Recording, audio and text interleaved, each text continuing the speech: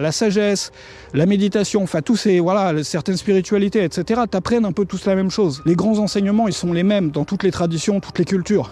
L'effort fait partie de ma vie. Et quand l'effort fait partie de ma vie, et quand j'arrive à apprécier l'effort, je deviens meilleur dans mon activité, je deviens meilleur dans ma carrière. Parce que je procrastine beaucoup moins, parce que le matin quand je me lève, je suis prêt à fournir de l'effort, je suis prêt à affronter les résistances, et finalement je le fais pas pour me récompenser après en me vautrant dans le luxe ou en dépensant plein de fric ou autre, ou en faisant la fête, je le fais parce que ça me permet de m'accomplir et je m'accomplis en faisant des choses simples. Ces deux choses-là mises ensemble peuvent vraiment permettre d'avoir à la fois une bien meilleure vie, d'être beaucoup plus satisfait, de vivre de vivre de façon bien plus apaisée, et en même temps d'avoir des bien meilleurs résultats dans ton activité ou dans ta carrière, parce que tu es prêt à fournir de l'effort, parce que tu vas pas aller, je sais pas, faire la fête ou tout claquer dès que tu as gagné un peu et après te ramollir. Tu vas continuer à fournir un effort continu, tu vas avoir une stabilité dans ton effort. Et cinquièmement, tu vas épargner beaucoup d'argent, étant donné que tu vas pas te mettre à tout claquer, et donc du coup, tu vas avoir une belle sécurité financière.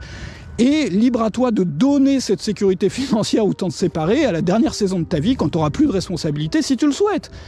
Mais finalement, c'est pas important que tu aies de l'argent ou pas, tu arrives à être heureux. Et ça, c'est la clé. Alors aujourd'hui, on est encore à Arad, en Roumanie, et aujourd'hui, on va parler d'un sujet. Je sais qu'il y a beaucoup de personnes qui se posent la question. Il y a beaucoup d'entrepreneurs ou de personnes pour qui leur carrière est vraiment importante, qui en même temps s'intéressent à la méditation, qui s'intéressent à une certaine sagesse. Et souvent, ils y trouvent une sorte de contradiction, en fait, entre le message qui est donné dans les livres et dans tous les contenus autour de la méditation, de la sagesse, de la spiritualité, et le fait de viser un but financier, de viser des objectifs. C'est-à-dire que les deux choses paraissent être en contradiction. Alors moi, c'est un dilemme auquel j'ai été confronté parce que je me suis intéressé beaucoup à ça, je m'intéresse beaucoup à ça. J'ai une pratique de méditation à laquelle je m'adonne tous les jours, qui est vraiment importante pour moi. J'en ai tiré énormément de choses ultra positives pour ma vie quotidienne et aussi pour mon activité. C'est ça qui est intéressant, c'est que ça te permet de travailler mieux, ça te permet de travailler avec beaucoup plus d'assiduité. Alors j'ai beaucoup réfléchi à ça, et si toi t'es un peu confronté au même problème, c'est-à-dire que d'un côté tu essayes de trouver des choses qui t'apportent une satisfaction profonde dans ta vie, que ça soit d'ailleurs une spiritualité, que ça soit la méditation, que ça soit encore autre chose, que ça soit une certaine sagesse, et de l'autre côté, il faut quand même que tu manges, et même plus que manger, t'aimerais bien avoir, toi t'es quelqu'un qui aime bien mettre des efforts pour avoir un résultat, t'as une entreprise ou t'aimerais en monter une, et voilà, t'es un peu perdu entre les deux mondes en fait. Alors il y a quelque chose qui peut te permettre de réunir les deux mondes, d'en tirer le meilleur et même d'être encore meilleur dans ton activité, d'avoir une vie beaucoup plus stable et encore en plus de t'assurer un bel avenir, à condition de voir ces deux choses-là, donc ces deux aspects sur un prisme, sur un angle ou avec une approche complètement différente de celle qu'ont la plupart des gens. Alors effectivement, quand on commence à lire des bouquins sur ce genre de choses, sur la sagesse, la spiritualité, la méditation, on nous montre un peu comme idéal, si tu veux, les sages qui vivent dans la forêt ou qui vivent dans le dénuement, qui n'ont besoin de rien pour être heureux. Et c'est vrai que c'est quelque chose qui pour beaucoup d'entre nous touche. Moi ça m'a touché énormément parce que l'objectif, souvent quand on se lance dans ce genre de quête, l'objectif c'est de réussir à être heureux, à être bien finalement, à être satisfait, plus qu'heureux d'ailleurs, à être content, quelles que soient les conditions extérieures, c'est-à-dire quel que soit le temps qu'il fait dehors, quelles que soient les conditions matérielles que j'ai en ce moment, quel que soit l'argent que je gagne à la fin du mois, j'ai une sorte de contentement, de satisfaction qui n'est pas dépendante des éléments extérieurs, donc qui est inconditionnel. Donc si tu veux, ça c'est l'objectif de la sagesse, si on peut appeler ça comme ça. C'est-à-dire tu regardes dans n'importe quelle tradition, que ça soit, dans le bouddhisme, dans le christianisme, dans les sagesses séculaire, que tu regardes dans les... peu importe finalement. Tu arrives toujours au même point commun qui est ça, qui est que l'objectif de tout ça, ou l'un des objectifs, c'est d'arriver à une sorte de contentement, de satisfaction qui soit indépendante des conditions extérieures. C'est-à-dire à être heureux même si tu as une maladie de longue durée, à être satisfait et content de ta vie, même si, profiter du moment présent finalement, même si en ce moment tu gagnes pas grand-chose, même si tu as tel problème, même si tu as tout perdu, même si tu n'as rien et tu ne possèdes rien. Et on voit tous ces exemples de sages, que ça soit des moines, que ça soit des, je sais pas, peu importe qui finalement, que ça soit des saints dans certaines traditions, que ça soit des moines ou des sages dans d'autres traditions ou dans d'autres cultures, qui sont des personnes qui souvent ont volontairement tout quitté, donné tous leurs biens ou se sont séparés de finalement leur possession matérielle pour pouvoir vivre plus pleinement cet idéal-là. Et nous, on se demande, en tant qu'entrepreneur, en tant que, entre guillemets, gens normaux, on se pose la question suivante, on se dit, moi j'aimerais bien, évidemment, être plus satisfait de ma vie, être moins dépendant des conditions extérieures pour pouvoir être satisfait, content, pour pouvoir être bien, pour pouvoir être posé, pour pouvoir être heureux, mais en même temps, voilà, ça fait partie de ma vie, j'aime bien me battre pour quelque chose, j'aime bien, ça donne un sens à ma vie, et si j'ai pas ça, voilà, puis je vais pas aller donner tous mes biens parce que j'ai des responsabilités, peut-être tu as des enfants, peut-être tu as, voilà, puis même t'as pas envie de donner tous tes biens, quoi, voilà. Donc ça c'est le dilemme, la dichotomie. Et le gros problème, c'est qu'il y a plein d'entrepreneurs ou de personnes pour qui leur carrière est importante, qui s'intéressent à la sagesse, pendant un certain temps, ou à la méditation, ou à peu importe quel courant, mais finalement ça revient toujours à la même base, qui est cette base-là, et dès qu'ils commencent à explorer un peu de façon approfondie, ils abandonnent, parce qu'ils se disent, bon laisse tomber, c'est pas pour moi, j'ai pas envie de vivre tout nu dans la forêt, de donner tous mes biens, et de manger, de me nourrir de graines, et de faire de la méditation pendant 12 heures par jour, et voilà, c'est pas pour moi, quoi. Mais moi ce que j'ai trouvé qui m'a permis, si tu veux, d'avoir le meilleur des deux mondes, c'est de voir cette dichotomie-là, de voir ce problème-là, si tu veux, tiens, on va passer près de la rivière, ça va être plus joli, sous un angle différent, complètement différent.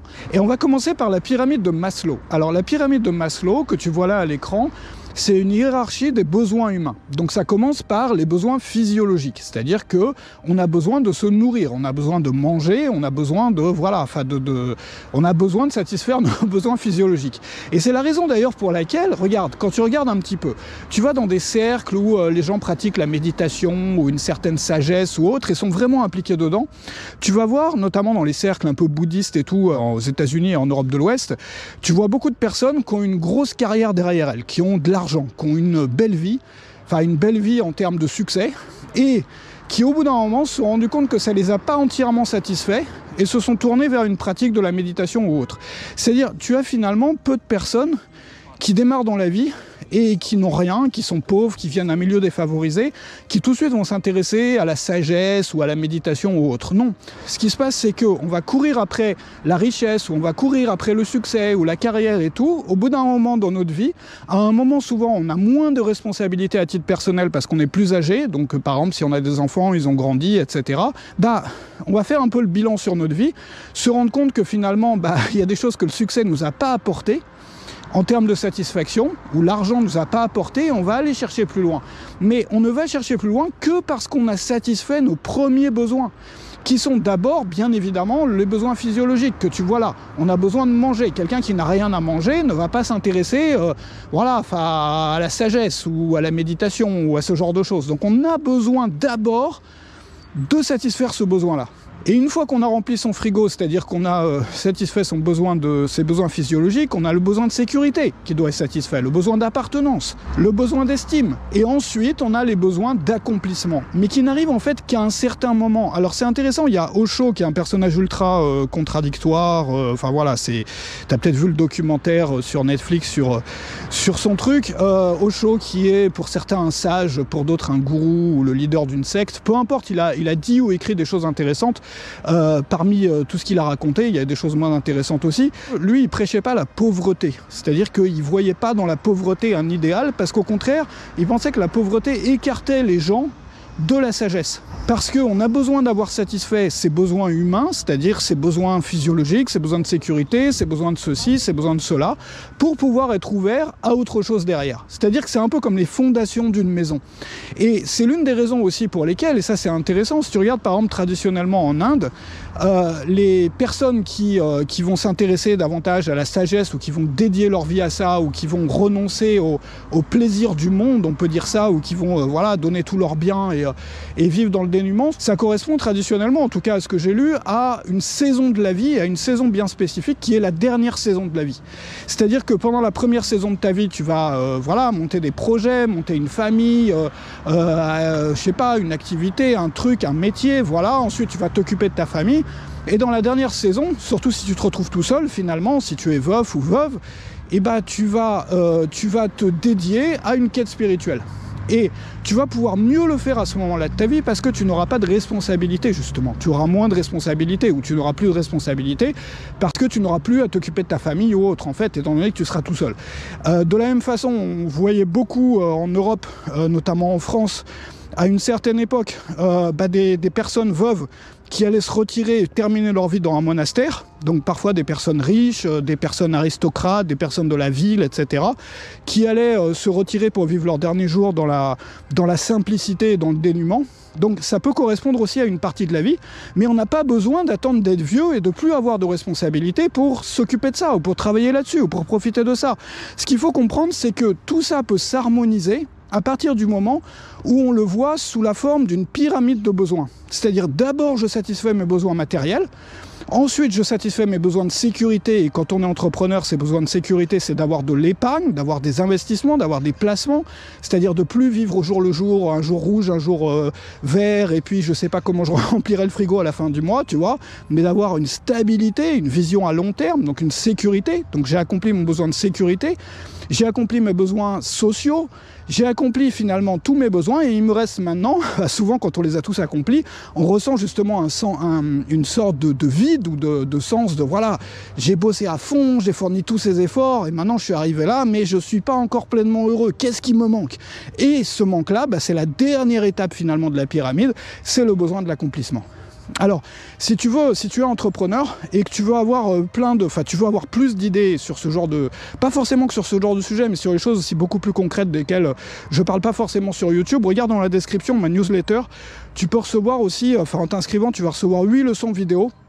Notamment choisir une thématique si tu es créateur, donc les thématiques rentables, comment être à l'aise en vidéo, comment remplir ta mailing list avec YouTube, tu reçois tout ça, et tu vas recevoir au jour le jour mes emails. Donc mon vrai travail, c'est pas sur YouTube, hein. YouTube c'est un truc que je fais un peu en ce moment pour m'amuser, tu vois, là je suis en week-end, voilà, je filme une vidéo comme ça un peu à l'arrache en marchant, en me baladant le week-end. Si tu veux voir mon vrai travail, c'est dans la description, donc inscris-toi à la mailing list, c'est important si c'est si t'es créateur, si t'as envie de progresser, si t'as envie de rentrer dans le concret, parce que voilà, j'ai fait des vidéos un peu concrètes, mais je vais repartir un peu maintenant sur des vidéos plus sur des sujets larges comme ça, et puis les sujets concrets c'est pour les membres de la newsletter. Donc si tu veux avancer sur ton business, regarde en dessous, mets ton email, tout ça c'est gratuit, tu as accès à des bons plans sur les formations, tu as accès à 8 leçons offertes tout de suite, tu as accès à toutes sortes de choses au fil des jours, donc ne rate pas ça. Alors donc ça, si tu veux, c'est le premier volet sur la sagesse et le succès. Maintenant, il y a un deuxième volet à tout ça. Et le deuxième volet, il commence par la question, qu'est-ce qu'il me faut pour être satisfait? Qu'est-ce qu'il me faut pour vivre une belle vie, finalement? Et on se rend compte que souvent dans la première étape, et moi je sais que pendant la première partie de ma vie d'entrepreneur c'était comme ça, j'imaginais que ce qui allait me rendre heureux c'était de dépenser de l'argent, ou c'était d'upgrader mon mode de vie, mon lifestyle, si tu veux, à mesure que je gagnais plus d'argent. Le problème de ça, c'est qu'on le sait tous, c'est que c'est un cycle sans fin. Premièrement, c'est un cycle sans fin, ça ne s'arrête jamais, c'est-à-dire que tu as amélioré ton lifestyle, tu vas en vouloir plus, et puis en vouloir plus, et puis en vouloir plus, tu n'es jamais satisfait, insatisfaction permanente.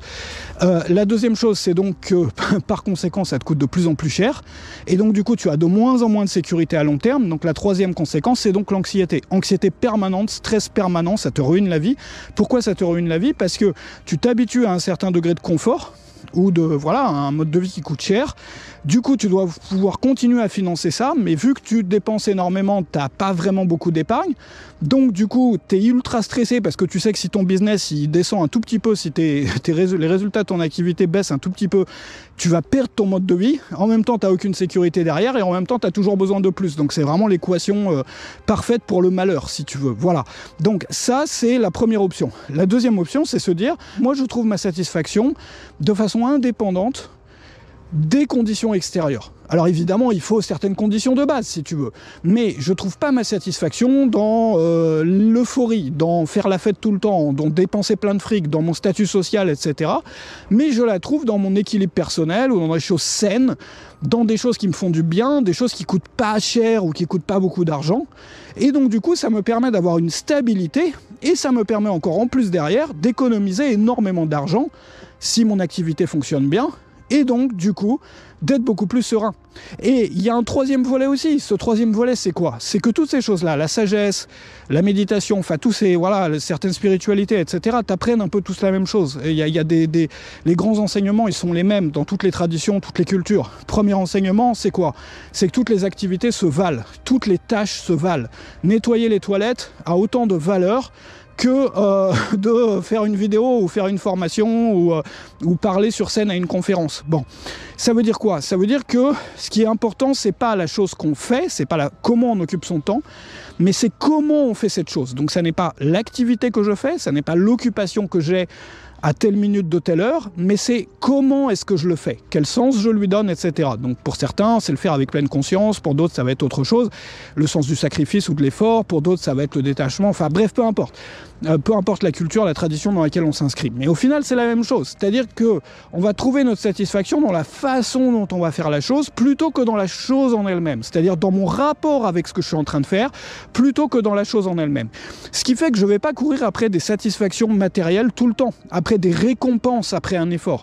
L'effort fait partie de ma vie. Et quand l'effort fait partie de ma vie, et quand j'arrive à apprécier l'effort, je deviens meilleur dans mon activité, je deviens meilleur dans ma carrière. Parce que je procrastine beaucoup moins, parce que le matin quand je me lève, je suis prêt à fournir de l'effort, je suis prêt à affronter les résistances, et finalement je le fais pas pour me récompenser après en me vautrant dans le luxe ou en dépensant plein de fric ou autre, ou en faisant la fête. Je le fais parce que je le fais parce que ça a la même valeur que n'importe quelle autre activité, je le fais parce que ça me permet de m'accomplir et je m'accomplis en faisant des choses simples.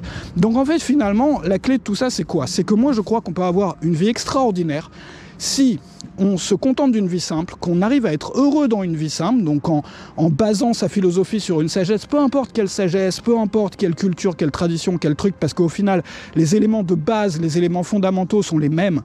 Ils sont les mêmes à l'est, à l'ouest, ils sont les mêmes. Il y a des choses qui changent, mais finalement, ce qui va avoir un impact sur ta vie de tous les jours, c'est les mêmes choses. Bon, donc ça, c'est la première chose. Et donc avoir une vie simple dans laquelle on est heureux, et ensuite ton activité, l'avoir comme un effort finalement. Ton activité, ta carrière, ton business, c'est un effort que tu mets de la même façon que tu aurais nettoyé les toilettes ou tu serais baladé dans la nature finalement. Mais tu maintiens ta capacité à faire un effort et tu vas pas te récompenser derrière, mais au contraire tu vas viser la stabilité, la paix. La paix c'est quoi? C'est l'absence d'anxiété. Et ça devrait être, enfin, en tout cas pour moi c'est comme ça aujourd'hui, mais souvent quand on se lance dans un chemin comme ça, c'est l'objectif qu'on, voilà, même si parfois on dit il n'y a pas d'objectif et tout, mais si, il y a quand même un objectif, souvent c'est la paix. La paix c'est quoi? La paix c'est l'absence d'anxiété, l'absence de désir maladif, tu vois. Le problème c'est pas le désir, c'est l'attachement au désir, c'est-à-dire voilà, vouloir atteindre un but c'est bien, maintenant ne pas pouvoir dormir la nuit parce qu'on l'atteint pas, se faire du mal et ruminer des pensées anxieuses parce qu'on n'arrive pas à atteindre le but, c'est pas bon. Donc en fait, voir ces objectifs comme un jeu, c'est-à-dire c'est un jeu, j'ai gagné la partie, c'est bien, j'ai perdu la partie, c'est pas grave, quoi. Je vais quand même faire ma balade, je vais quand même bien dormir ce soir et tout, quoi. Et du coup, si tu veux, ces deux choses-là mises ensemble, vues sous l'angle de la pyramide de Maslow et vues sous les angles que j'ai développés dans cette vidéo, peuvent vraiment permettre d'avoir à la fois une bien meilleure vie, d'être beaucoup plus satisfait, de vivre de vivre de façon bien plus apaisée, et en même temps d'avoir des bien meilleurs résultats dans ton activité ou dans ta carrière parce que tu es prêt à fournir de l'effort, parce que tu vas pas aller, je sais pas, faire la fête ou tout claquer dès que tu as gagné un peu et après te ramollir. Tu vas continuer à fournir un effort continu, tu vas avoir une stabilité dans ton effort. Et cinquièmement, tu vas épargner beaucoup d'argent, étant donné que tu vas pas te mettre à tout claquer, et donc du coup, tu vas avoir une belle sécurité financière. Et libre à toi de donner cette sécurité financière ou t'en séparer à la dernière saison de ta vie quand tu n'auras plus de responsabilité si tu le souhaites.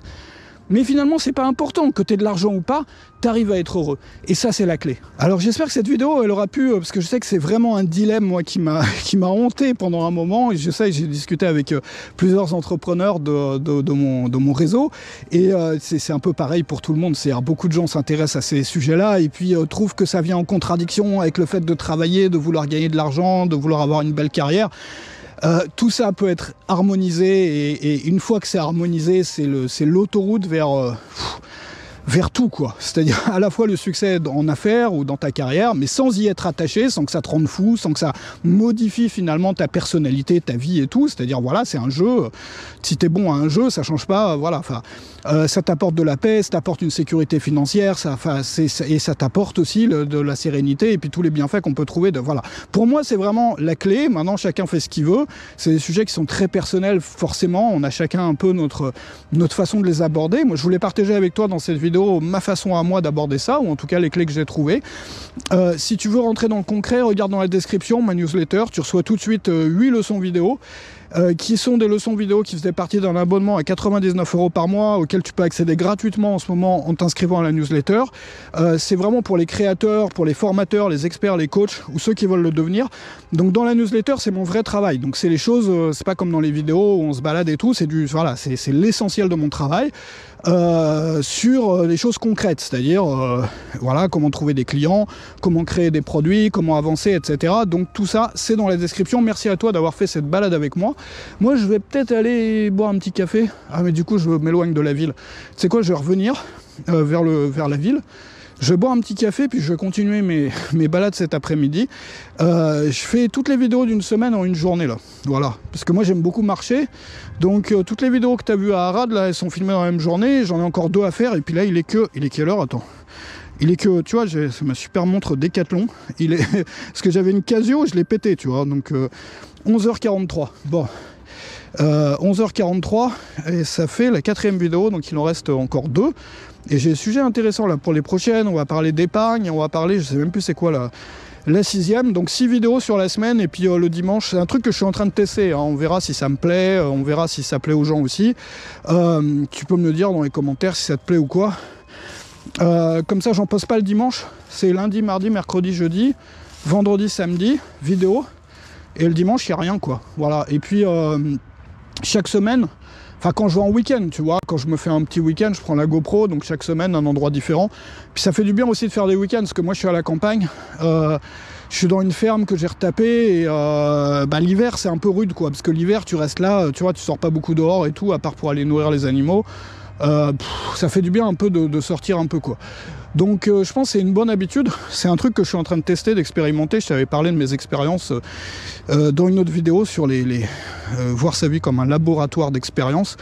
C'est l'une des choses que je teste, donc je suis pas sûr que ça reste, mais en tout cas ça m'apporte du plaisir de marcher comme ça et puis de discuter avec toi. Voilà, je te retrouve dans la description et je te retrouve dans la prochaine vidéo. Salut chez toi.